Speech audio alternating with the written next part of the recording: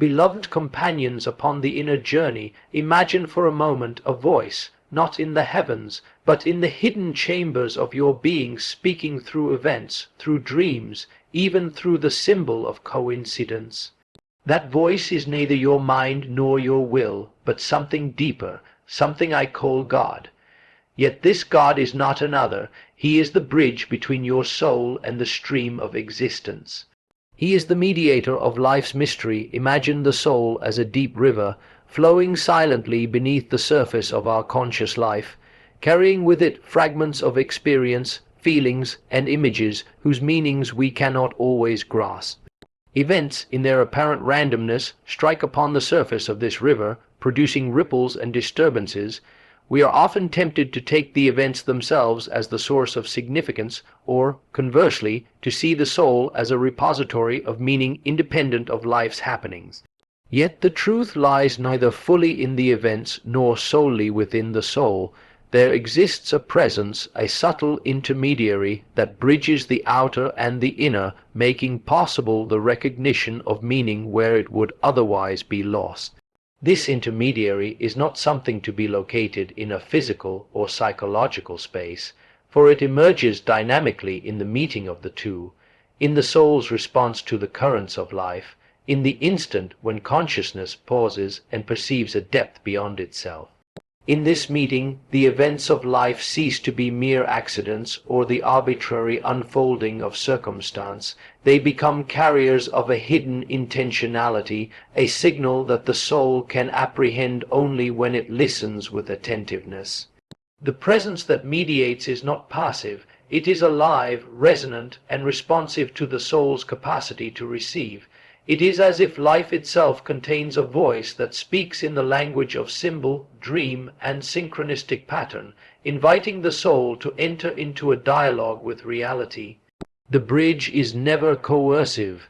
It does not dictate understanding, but offers the possibility of apprehension. One can encounter it in dreams that seem to convey meaning beyond the immediate events of the day, in moments of uncanny coincidence, or in the sudden recognition of a pattern that eluded conscious observation. The soul, when it is open and attentive, participates in this mediation. It perceives not the raw facts alone, but the significance embedded in them. In doing so, consciousness is enriched and transformed. There is a quality of awe in this recognition, for it reveals that existence is not simply a series of disconnected happenings, but a living web in which meaning flows through both the inner and the outer. We become aware that the patterns of life are threaded with purpose, subtle yet undeniable, and that the soul's growth depends upon its capacity to receive these intimations. Thus, the intermediary serves as both guide and presence, uniting what appears separate. Through it, events are not mere interruptions of our inner life. The soul is not an isolated observer. The meeting produces something new, a moment of illumination in which the depth of life can be felt and understood. It reminds us that nothing truly occurs without resonance in the soul, and that the soul itself is never fully isolated from the stream of life. In this way, mediation is a living function, a dynamic interplay in which consciousness, soul, and the world participate together in the unfolding of significance. In the depths of the human psyche there exists a force not tangible or external, yet profoundly felt, a presence that calls the soul toward completion. It manifests as an image, a symbol, a pattern that draws the fragmented self into a coherence that had long been hidden. This force is the archetypal expression of wholeness, the guiding principle that orchestrates the inner journey, revealing the path by which the individual may become fully themselves. It does not impose itself from without, nor is it merely a construct of imagination. It is alive within the unconscious, moving silently yet insistently toward integration. Its influence is subtle, often appearing in dreams, visions, or sudden insights, signaling to the conscious mind that there exists a dimension of life beyond the immediate concerns of ego and circumstance. The process of becoming whole, of realizing the self in its entirety, is fraught with challenge.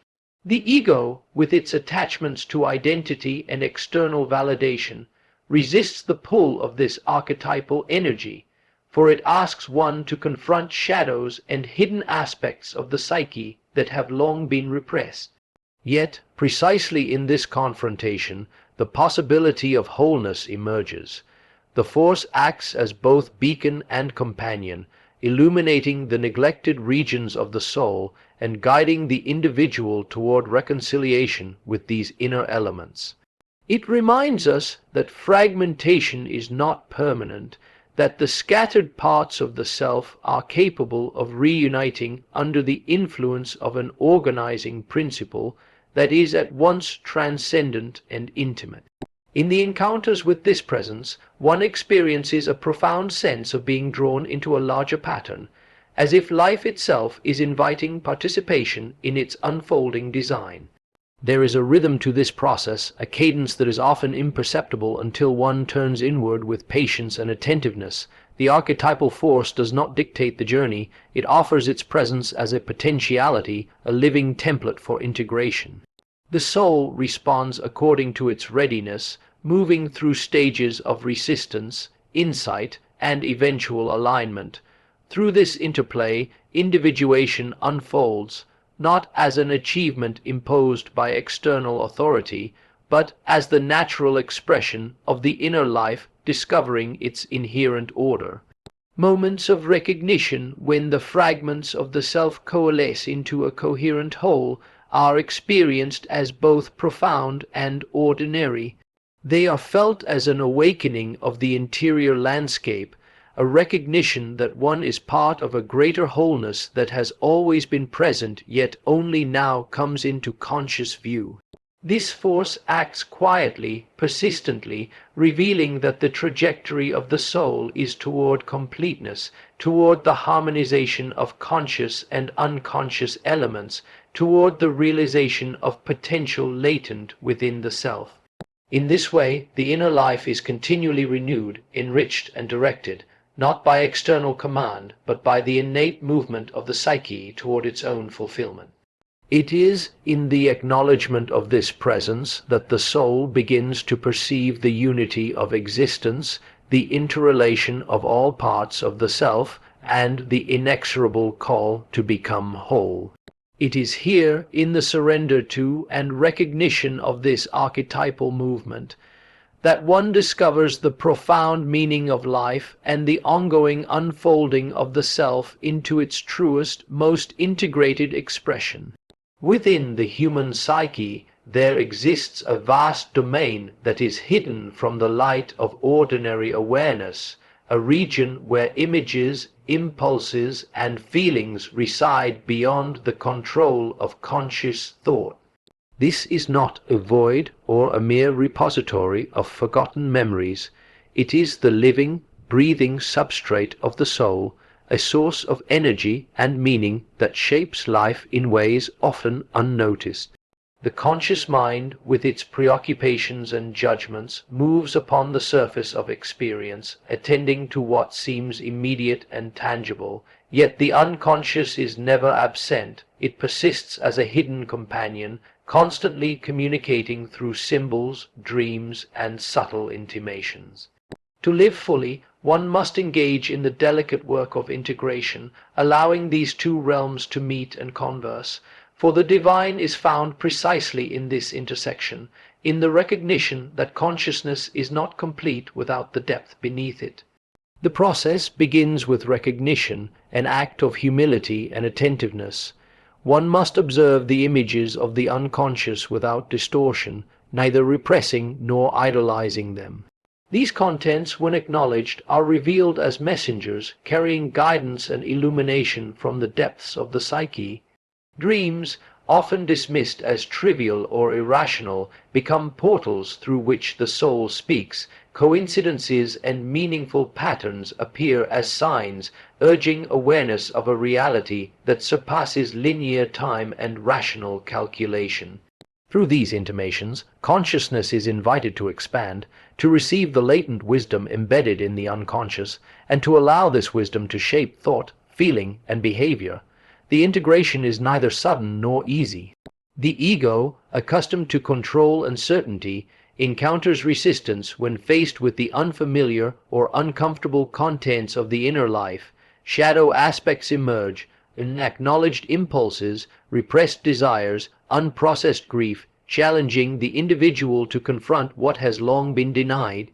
Yet in the encounter lies the transformative power of the divine, which does not coerce but reveals, offering reconciliation and wholeness through the acknowledgement of what is.